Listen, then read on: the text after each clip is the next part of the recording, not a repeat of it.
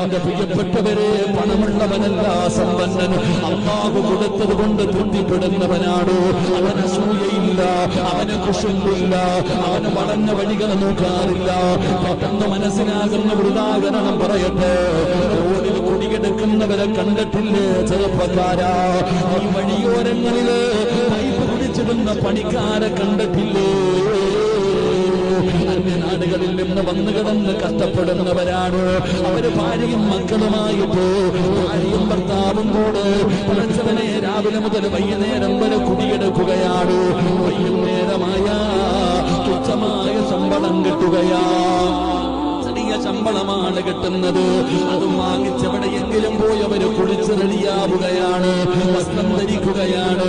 ഏതെങ്കിലും കടയിൽ പോയിട്ട് മനോഹരമായി വയറ് നിറച്ച് ഭക്ഷണം കഴിക്കുകയാണ്. പഠിച്ചവരെ എന്നിട്ട് ലൗബേഴ്സുകൾ നടന്നു വരുന്നത് പോലെ, പ്രണയ ജോഡികൾ കടന്നു വരുന്നത് പോലെ ആ പാവപ്പെട്ട ഭർത്താവും ഭാര്യയും റോഡിലൂടെ നടന്നു വരികയാ. പഠിച്ചവരെ ചൗക്കിയുടെ പരിസരത്തുള്ള കൊട്ടാരങ്ങൾ കാണുന്നുണ്ട്. ഇവനെ പോലെ വീട് വേണമെന്ന് അവർക്ക് ആഗ്രഹമില്ല, അവർക്ക് ആർത്തിയില്ല. അവര് പടച്ചവനെ അസൂയയില്ല, അവർക്ക് കുശുമ്പില്ല. പടച്ചവനെ ഏതെങ്കിലും കടത്തിണ്ണയില് അല്ലെങ്കിൽ റോഡിന്റെ സൈഡില് കാർപ്പ് വലിച്ചു കെട്ടിക്കെട്ട കൂടാരത്തിന്റെ അകത്ത് കിടന്നിട്ട് കുടുംബജീവിതം നടത്തുന്നവരെ കണ്ടിട്ടില്ലേ? എന്തൊരു സന്തോഷമാ ചെറുപ്പക്കാരാ.